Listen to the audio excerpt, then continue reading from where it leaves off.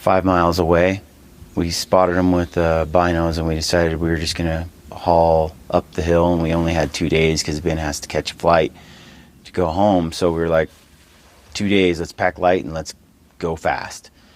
Anyway, we are not any expert like lightweight backpackers, but I'm gonna go over what we brought with us, just so you know, hopefully it can help anybody else or just answer some questions. So we brought the Hilleberg Onion 2 GT, which, come on, take a look at it. It's pretty sweet tent. It's lightweight. I would carry the tent, Ben would carry the poles and the stakes. Split it up. It's got this big sleeping area right here. You can sit up, your head doesn't touch, at least if you're 5'10". And then inside you got this giant vestibule. It's nice. It poured rain on us yesterday. It's nice to have the space. It's got a double liner, so that's nice. And it's just it goes up in seconds. Like, you just throw these poles in, the liner and the thing and the roof are already connected. So anyway, that's the tent we brought. It worked really well. Usually Aaron runs a Hilleberg for anything above timberline, and then a Campfire for anywhere where there's wood, where he can light a stove, or where there's a little shelter. It's a little calmer. I'll go over clothing last, but basically I have a Campfire Reckoning, and I have my Nalgene bottle, the Steri pin. I've got an Essie knife right here, just the Azula. Right here I have a poop kit, which is highly important. It's very rare. Most people don't have poop kits. Baby wipes. It's got some, I like just for when things get a little chafy. This is Aquaphor. I got a little cream in this bottle, and that's to make sure everything stays nice and fresh throughout the week. Over here I have my toothbrush, some toothpaste. I got a pair of tweezers, fingernail clippers, the tiny ones, toothbrush, and a couple of these, few of these to pick my teeth. I've got this Petzl E-Light. It's my secondary headlamp. Aaron has gone over this a couple times. Just a little tiny headlamp. It's got a little rubber bandy elastic thing to it, and it's just a spare headlamp if I need it. I got stormproof matches. They got a little thing here. They got a little strike plate on the side. It's like a mini sparkler. And then I've got a little wind checker smoke in a bottle. Right here I have some Imodium AD in case you get the squirts. That's the worst if you're in the mountains and you get diarrhea and it's just miserable. And I also have a little bit of a couple of Benadryl in here in case somebody, I don't normally have any kind of allergic reactions to anything, but you never know. I've been with guys that have been stung by a bee and then it was dire. So having a little Benadryl helps, chewable tablets. And then this is my rain jacket. I'll go over that in a minute. On my clothing side, I got the Rhino 650 GPS. I turn the radio off, don't really use it, but I like how the antenna is external and how well it works. A lot of the other GPS units I don't care for. It's a little heavy, but it's worth it for me. I've got this black diamond headlamp. I don't remember which one it is, but it's got a couple of features. Got the red light.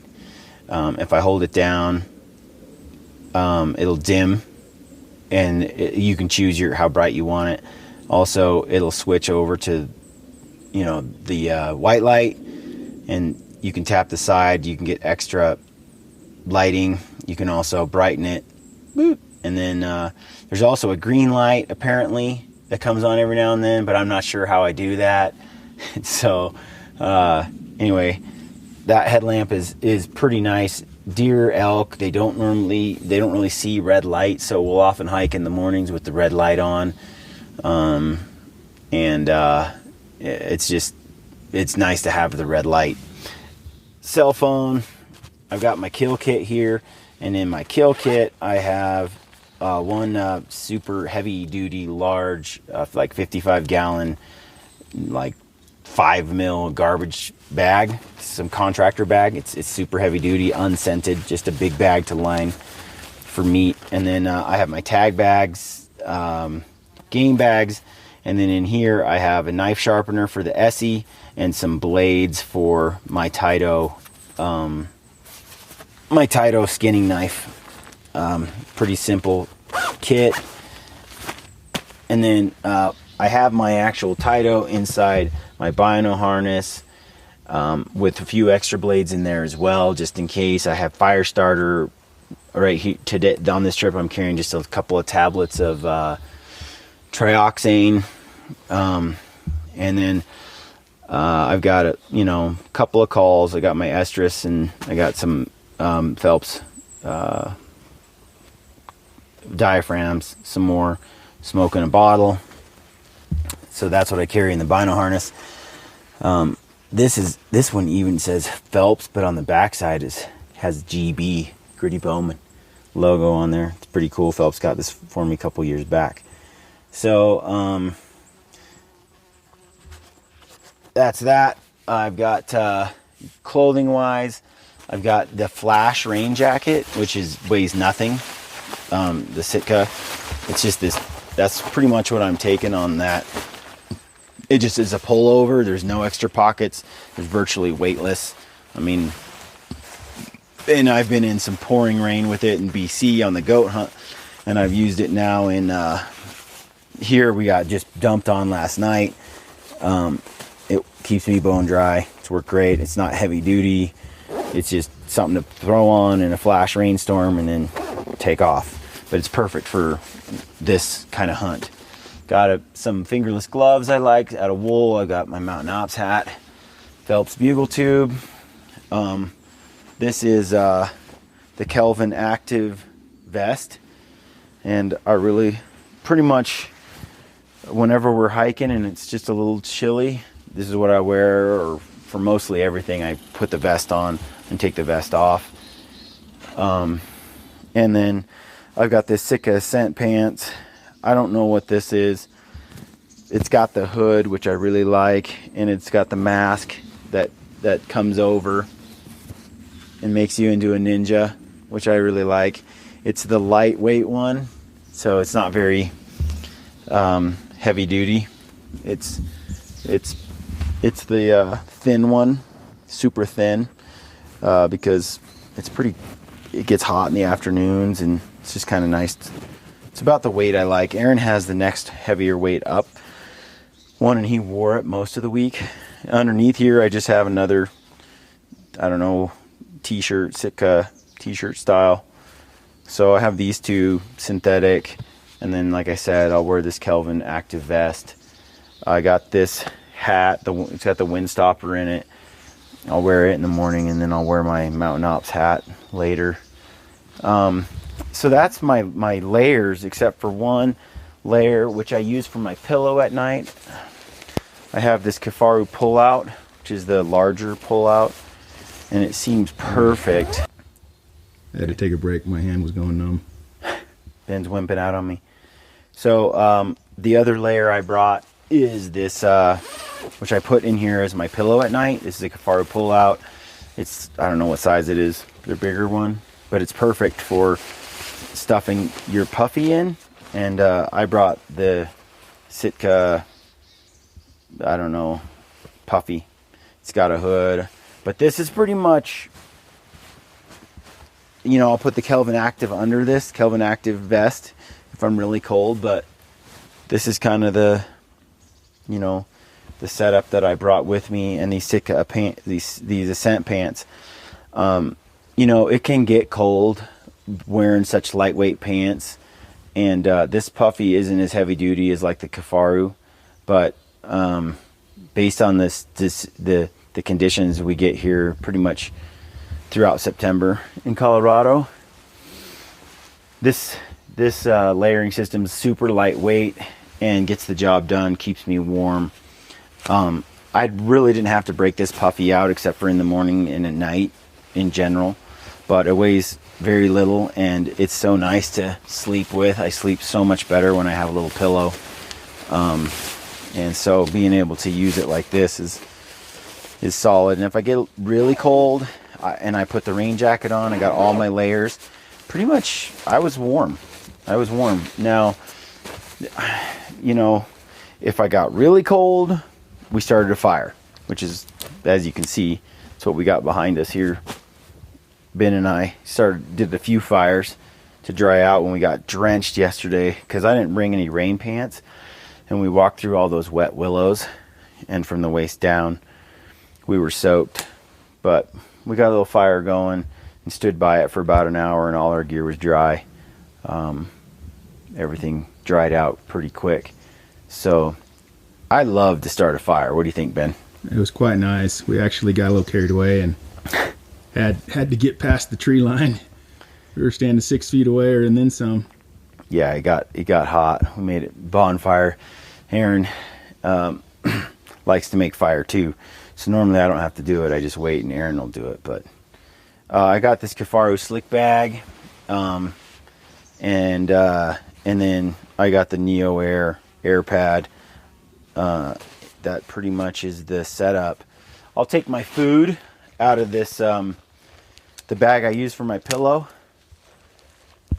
and I'll swap it for the sleeping bag and stuff my food in here in my sleeping bag, pull out at night. As you can see, we didn't bring a cook stove or anything like that. We were just trying to shave weight.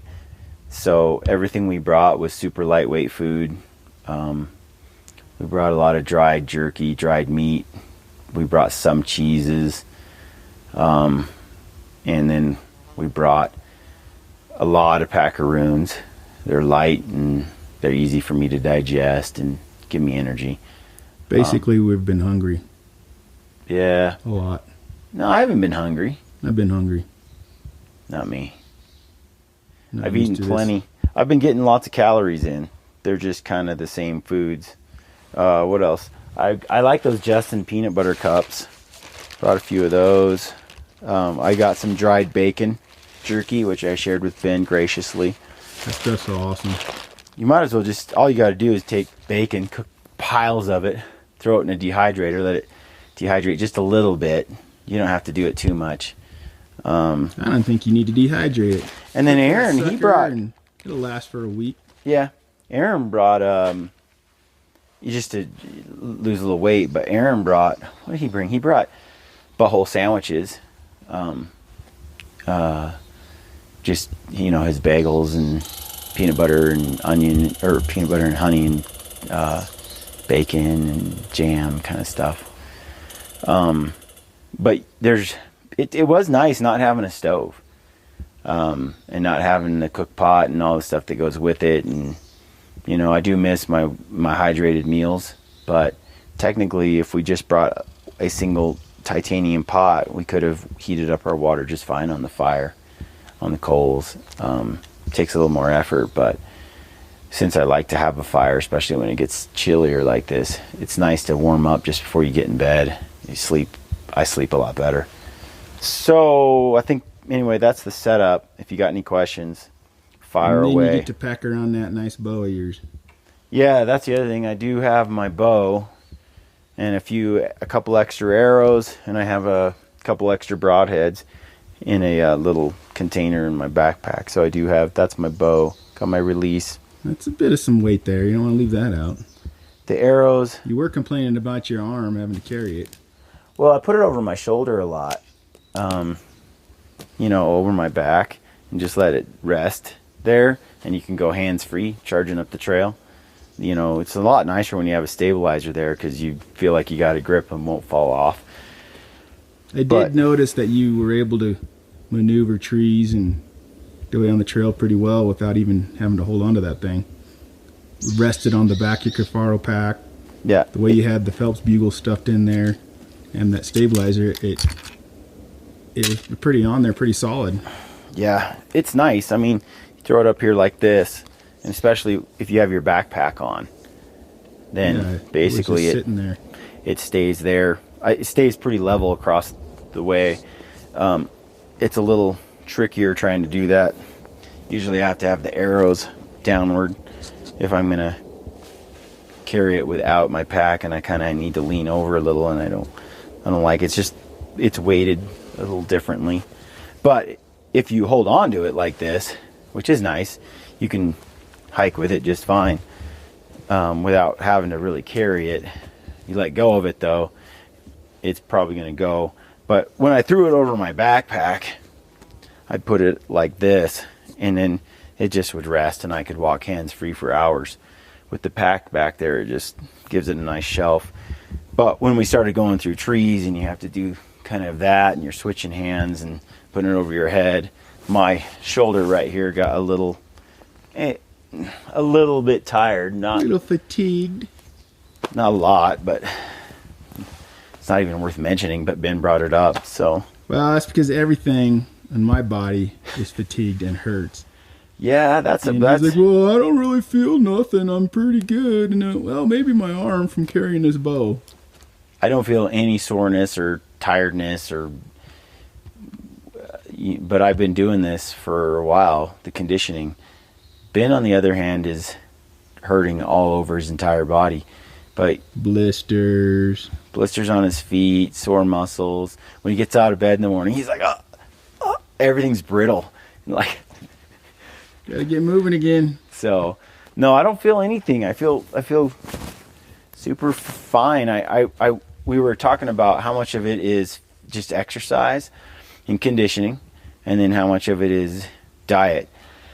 I think both are so critical. And I ate a really clean, low inflammatory foods kind of diet, and it was funny when Aaron and I were in British Columbia hunting goats. We got we brought some of our own food, and we were eating pretty clean, a lot of meat, and high quality fats and good carbs. And then we got to camp after we shot our goats, and we had like 2 to 3 days before our plane was going to pick us up to take us home.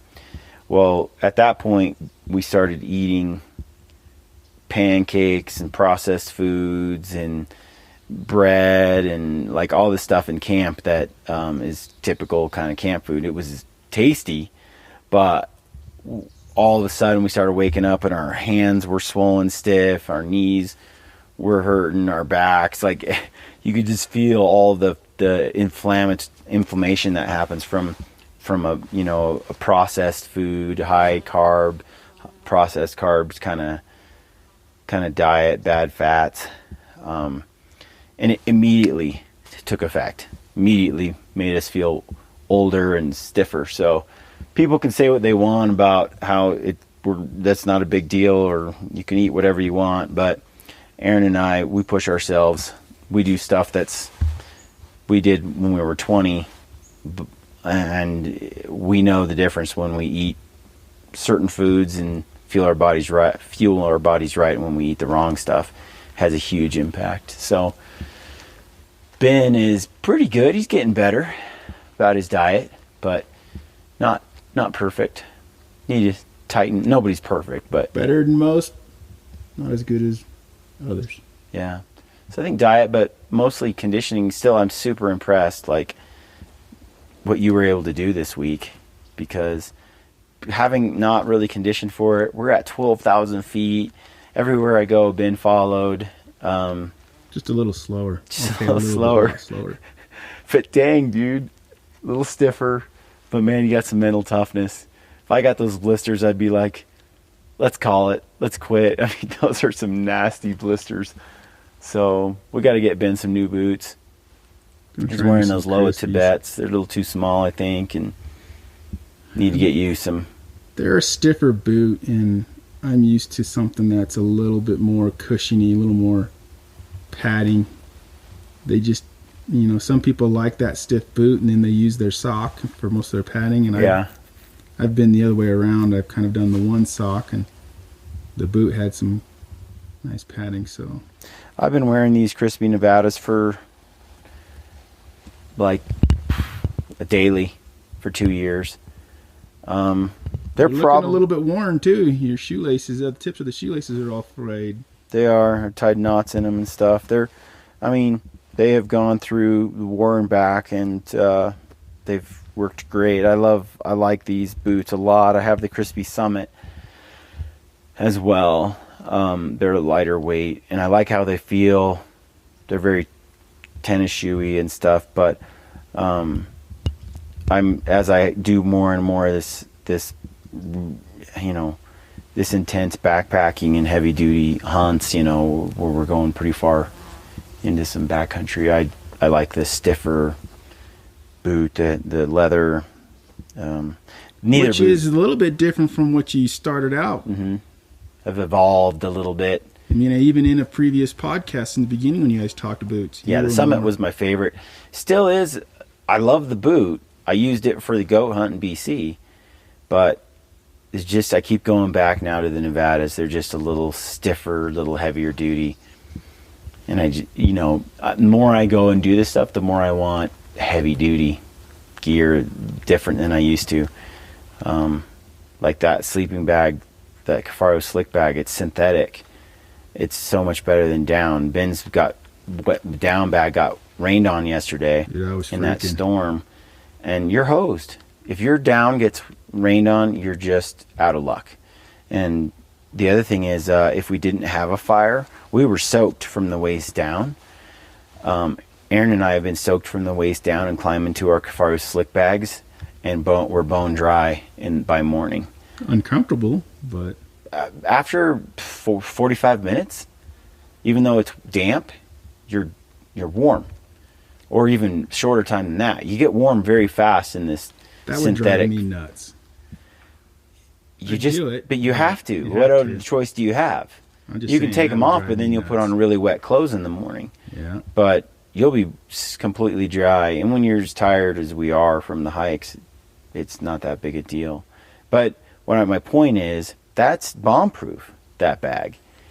You can beat the crap out of it. I also like the center zip, so you can roll over and pee out of it really easy. It's just a nice. That's another nice heavy duty piece of gear.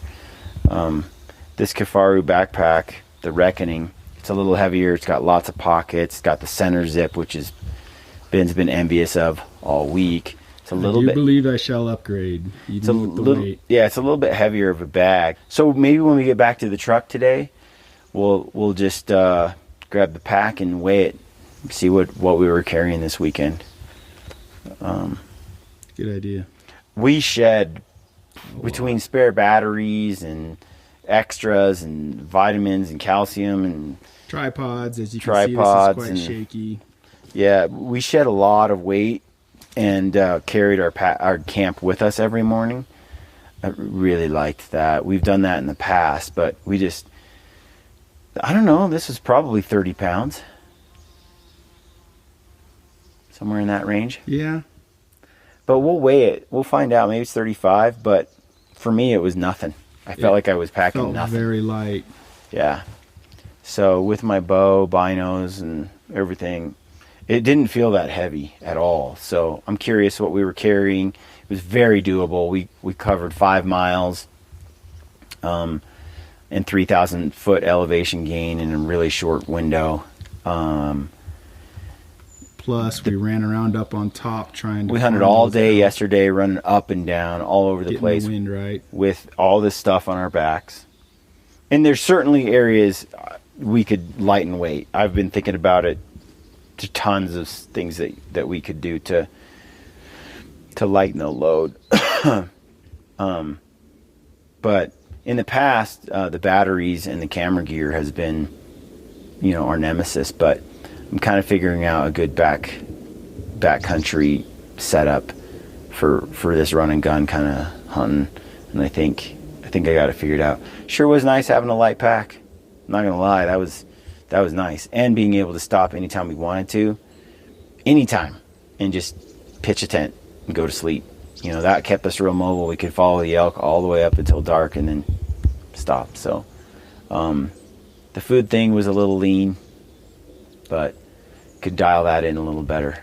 Yeah, but it was also, you know, we weren't planning this lightweight. It was kind of a spur of the moment. We saw the elk, we saw where they were. Took off. Threw some stuff out and hit the trail. We knew it was going to be a long haul to the top. We got in close. Just, I do have to say that navigation and stuff, I know in the past Brian's been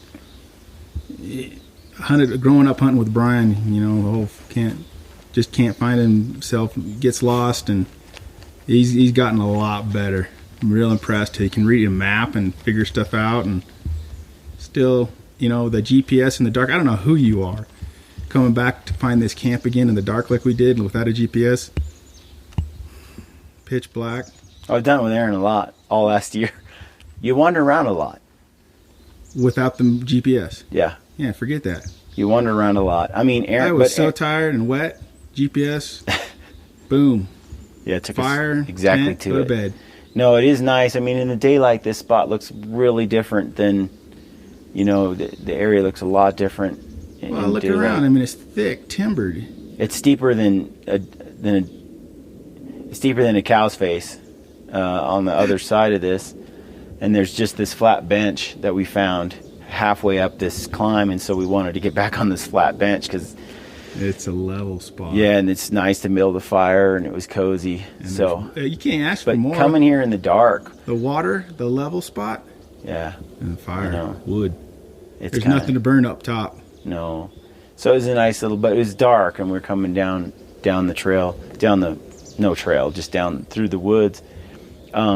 What Aaron will do is he'll have the, I think it's the Garmin Fortrex 400 or something like that. He has the Oregon, is what he was using. He was, but normally he has that little Fortrex watch. Yeah. And he'll have a compass on one end and the watch on the other. And basically he'll have his UTM grid coordinate from where the camp is, and he'll basically shoot an azimuth using a compass to go in that direction, and then he'll just run his compass straight to the camp. But what's nice about the GPS is I turned tracks on yesterday because I wanted to keep track, go back when I get home and look at a map and kind of see where it was that we traversed. And when we picked our way up, there's a bunch of places where you get cliffed out. There's a whole bunch of logs and blowdowns that are neck tall, neck deep. And so during daylight, it's very easy to see the way ahead and then pick a route to get you up there. It's a lot like that in Desolation Unit in Oregon, where it's just a nightmare if you get in the wrong spot. And then there's nice trails, but they're specific trails. And so what we found though was coming back, if you using your GPS tracks, you can just follow those, and you're avoiding in the dark, you're avoiding all those places you get cliffed out and all that. But I got to say, not running a GPS for more than a year was really good for me. You know, it cut those apron strings. I could pull the map out, use a compass, all that kind of stuff, and it's a game changer. And dude, looking at a topo map on your Garmin or your phone kind of sucks. It's nice just to see where your position is. It's nice to see where private property boundaries are, where hunt unit boundaries are, stuff like that. It's nice to have, but man, when you can just fold out a map and you can see I'm here, the elk went here, we're over there, and you just see the broad picture, it's pretty hard to beat that. It's just nice to have a paper map in your hand and just be able to just write on it and really dig in on it. So anyway, it was cool. It's cool to be able to navigate and see where you're at and figure things out. Like Daniel Boone says, it's like, I've never been lost. I've just been confused for a week or two, month or two.